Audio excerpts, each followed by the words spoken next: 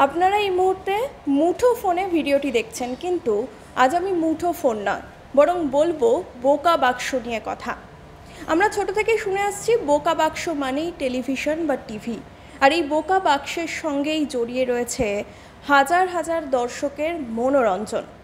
কিন্তু এই বোকা বাক্সের সঙ্গে জড়িয়ে রয়েছেন যারা, তাদের জীবন ঠিক কীরকম, এবং এই যে মানুষের রোজনাম চায় কিভাবে বোকা বাক্স কাজ করছে, চলুন জেনে নিই।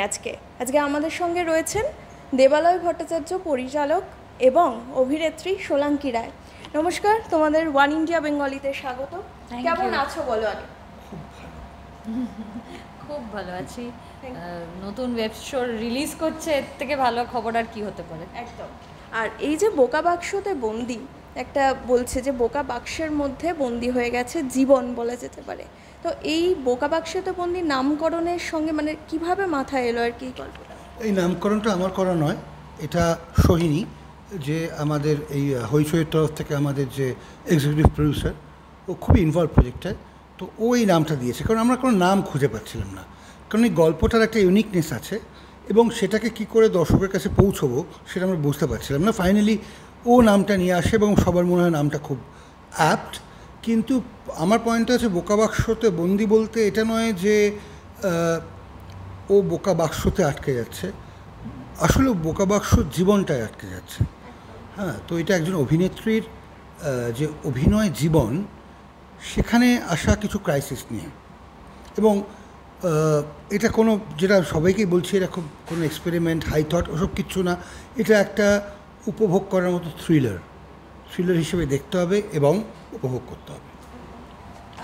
দিদি, তোমাকে বলি যে বোকা বাক্সতে বন্দিতে আমরা যে ট্রেলারটা দেখেছি, সেখানে আমরা দেখতে পাচ্ছি দু রকমের তোমার মানে চরিত্রটাকে তুলে ধরা হয়েছে, দু ধরনের।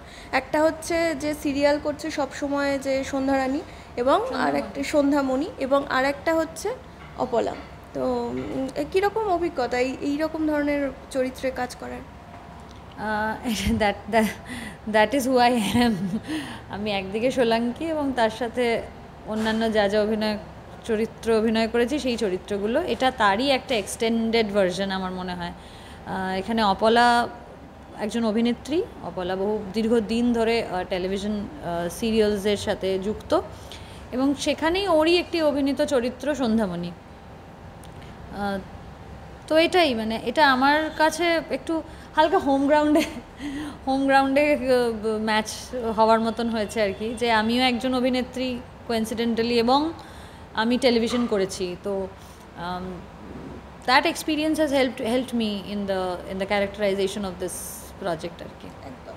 দেবালয়দা, অনেকে বলছেন যে তুমি শুধুমাত্র মহিলা মানে নারী কেন্দ্রিক গল্প নিয়ে ওয়েব সিরিজ করে চলেছো, তো কোনো কি মনে হয় যে নারী কেন্দ্রিক বাদ দিয়ে একটু অন্য ধরনের কিছু করার?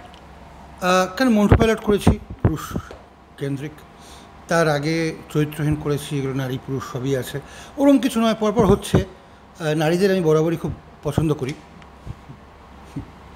হ্যাঁ, ঈশ্বরের কি সুন্দর সৃষ্টি, এবং মানুষ হিসেবে মেয়েরা অনেক ভালো হয় দেখেছি, সেগুলো কুচুটে হয়। আচ্ছা, এই যে বিনোদন জগতে তোমার মানে প্রিয় নারী? বিনোদন জগতে ওরকম প্রিয় নারী নেই, আমার খুব ভালো বন্ধু আছে, আমার পছন্দের আছে, অনেকে আছে আমার খুব পছন্দ কিন্তু তারা আমাকে পছন্দ করে না, এরকমও আছে। তো সেরকমভাবে বলা যাবে না কারোর নাম। আমি যাদের সঙ্গে কাজ করি তারা আমার খুব পছন্দের, যাদের সঙ্গে কাজ করি না তাদের মধ্যে অনেকে খুব পছন্দের বা করা হয়নি।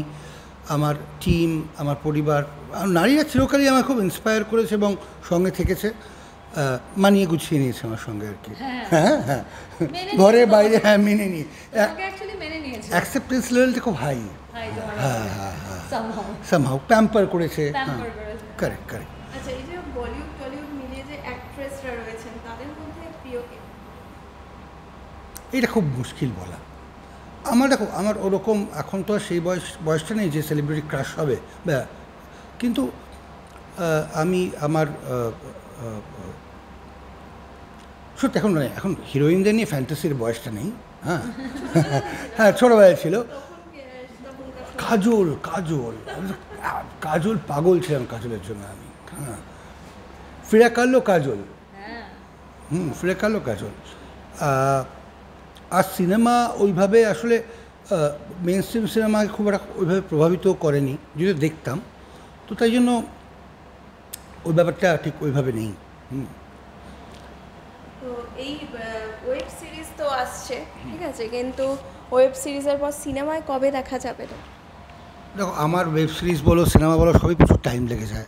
কারণ সেটা আমি সব জায়গায় বলি, এত গণ্ডগোলের সাবজেক্ট থাকে, যারা সেটা প্রডিউস করবে বা ফান্ডিং করবে তাদেরও অনেক ভাবনা চিন্তা করতে হয়। তারপর আমাকেও অনেক ভাবনা চিন্তা করতে হয়, সেটা মাউন্ট করা, তার কাস্টিং, তার mounting, everything takes lot of time. হ্যাঁ, এবং আমি নিজে খুব আস্তে কাজ করি, কারণ আমার প্রক্রিয়াটি খুব অর্গ্যানিক। এটা নয় যে স্ক্রিপ্ট লেখা হয়ে গেল, ফটাফট শ্যুট করলাম, এডিট হয়ে গেল, হয় না। আমার এডিটেও গল্প তৈরি হয়, তারপরে মিউজিক তৈরি হয়, তো একটু টাইম লেগে যায়। তো চলছে কাজ, লেখার কাজ চলছে, আশা করছি শুরু করব। বোকা বাক্সতে বন্দি এই যে বিষয়টা, এটা তুমি কিভাবে, এই যে বোকা বাক্সতে বন্দি যে বিষয়টা নিয়ে এলে তুমি এখানে, তো এটা দর্শক মানে এটা দেখবে কেন?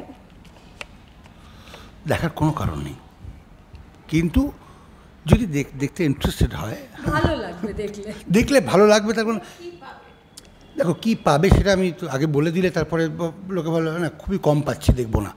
আমি বলছি অনেক কিছু পাবে, হ্যাঁ, তারপর দেখে তারা ঠিক করবে, ঠিক করুক। তবে অনেকগুলো ইন্টারেস্টিং এলিমেন্ট আছে, এরকম ছোটো পর্দা কখনো রিপ্রেজেন্টেড হয়নি অ্যাজ ছোটো পর্দা। তার ছোটো পর্দার পিছনটা কোনো দিন রিপ্রেজেন্ট হয়নি, সিনেমার পিছনটা রিপ্রেজেন্ট হয়েছে। হ্যাঁ, এই প্রথম কিন্তু এক টেলিভিশনের জগৎ নিয়ে একটা কাজ হচ্ছে, কিন্তু সেটাও আমার কাছে পয়েন্ট নয়।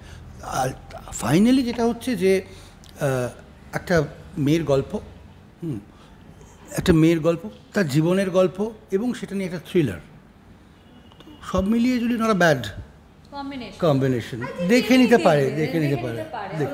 ভালোই লাগবে।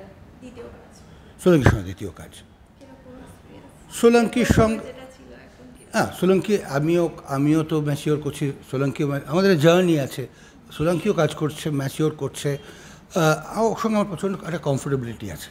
হ্যাঁ, কমফোর্টেবিলিটি আছে, আমার খুব পছন্দের মহিলাদের মধ্যে একজন, এটা খুব ইম্পর্ট্যান্ট, পছন্দের মহিলা, কারণ অফস্ক্রিনও আমরা কথা বলতে ভালো লাগে ওর সঙ্গে। হ্যাঁ, আর অভিনেত্রী হিসেবে তো কিছু বলারই নেই, অসম্ভব ভালো কাজ করেছে সেটাতেও, ওর যে স্পন্টেনিটি, ওর ম্যাচুরিটি যেটা এসছে।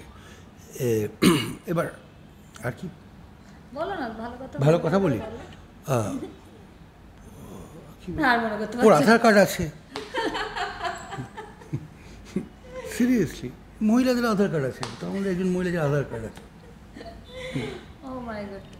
আচ্ছা, সোলাঙ্কিদি, তুমি এই যে বোকা বাক্সতে বন্দি, তুমি বললে যে এখানে কাজ করতে তোমার অতটা কঠিন লাগেনি, মানে সহজই লেগেছে, আগে তোমার তো করতেই, তো একদম ফরম্যাটে কঠিন লাগেনি। তো এই যে বোকা বাক্সতে যেটা দেখানো হচ্ছে, বোকা বাক্সতে বন্দিটা, সেটা মানে তোমার মনে হয় যে সাধারণ মানুষের জীবনের ক্ষেত্রেও কি সেটা ঠিক, মানে একটা যে বোকা বাক্সতে বন্দি হয়েছে, বোকা বাক্সতে বন্দি এই পুরো সিরিজটায় এটা একটা এক্সিস্টেন্সের ক্রাইসিস নিয়ে, তো মূল গল্পটা একটি মেয়ের তার জীবনে একটা এক্সিস্টেন্সের ক্রাইসিস আসে, সেই সময়ের গল্পটা। এই এক্সিস্টেন্সের ক্রাইসিসটা আমাদের প্রত্যেকটা মানুষের মধ্যে আছে, সেটা যে প্রফেশনেই থাকুক। টেলিভিশনের অভিনেত্রী, এটা যেটা দেবালাদা এক্ষুনি বললো, দুটো জিনিস, একটা হচ্ছে টেলিভিশনের জীবনটা, ওই স্ক্রিনটার পেছনের যে জীবনটা, সেটা কোথাও কোনোদিনও রেপ্রেজেন্টেড হয়নি। So this is the first time বোধহয় যেটা রেপ্রেজেন্টেড হচ্ছে, এবং এটা একটা, এবং ঘটনাচক্রে এই মেয়েটি অভিনেত্রী যার জীবনে একটা ক্রাইসিস হচ্ছে, and it's a psychological thriller. So বোকা বাক্সতে বন্দিটা যদি তুমি সরিয়ে নাও, বন্দি আমরা সবাই যে যার নিজের ক্ষেত্রে কোনো না কোনোভাবে, কাজের ক্ষেত্রে, জীবনযাপনের ক্ষেত্রে কোথাও না কোথাও ঠিকই আমরা বন্দি হয়ে যাই, এবং একটা মুহূর্ত যেখান থেকে, মানে যেখানে আমরা মনে করি যে ধুর আর ভাল লাগছে না, এবার পালাতে চাই, সেই মুহূর্তটা প্রত্যেকটা মানুষের জীবনে আসে, এবং আমার মনে হয় সেই জায়গাটাতে সবাই এই গল্পটা রিলেট করতে পারবে। আচ্ছা, তুমি তো ছোটো পর্দায় কাজ করেছো দীর্ঘদিন, অনেক সিরিয়ালই করেছো, তো সেখানে আমরা জানি যে সিরিয়াল মানে ঘন্টার পর ঘন্টা কাজ করে যেতে হয়, রাত জেগে, মানে কাজ চলতেই থাকে, ওই যেটা দেখানো হচ্ছে যে একেবারে বন্দি দশা আর কি বোকা বাক্সতে। তো এইটা কতটা মানে তুমি সাপোর্ট করো এই বিষয়টাকে আর কি? সাপোর্ট তো করার এখন প্রশ্নই নেই, তার কারণ এখন 14 ঘন্টা শুটিং হয়। অবভিয়াসলি 24 আওয়ার্স ওয়ার্ক শিডিউল হলে সেটা ইজ আনহেলদি। একদিন, দুদিন, 3 দিন it's fine, but for years সেটা তো খুবই একটা takes a toll on mental health and everything, এবং সেই কারণেই সমস্ত দিক বিচার করেই 14 ঘন্টা করা হয়েছে, এবং সব সিরিয়াল এখন 14 ঘন্টাতেই শুটিং হয়। সো হ্যাঁ, তো এখন তো ঠিক হয়ে গেছে, এখন তার কমপ্লেন নেই, মাচ বেটার। তোমাকে আবার ছোট পর্দায় কবে দেখা যাবে? এই মুহূর্তে না, আপাতত বোকা বাক্সতে বন্দি হয়ে আছি আমি এখন, সেইখানেই দেখা যাবে। একদম। আচ্ছা, মুম্বাইতে তোমার কাজ চলছে, এটা কানাঘুষো শোনা যাচ্ছে। না, এরকম এখনো কিছু শুরু হয়নি, শুরু হলে তো জানাই যাবে, বাট ইচ্ছা আছে বলেই তো যাওয়া। তো definitely I want to explore myself, I want to see what is there in store for me. চেষ্টা করছি, দেখা যাক। আর দর্শকদের উদ্দেশ্যে কি বলবে? এখন একটাই কথা, আর অন্য কোনো কথা বলার নেই। 21শে জুন বোকা বাক্সতে বন্দি হইচইতে রিলিজ করছে, দেখে ফেলুন, দেখে আমাদেরকে জানান আপনাদের কেমন লাগলো।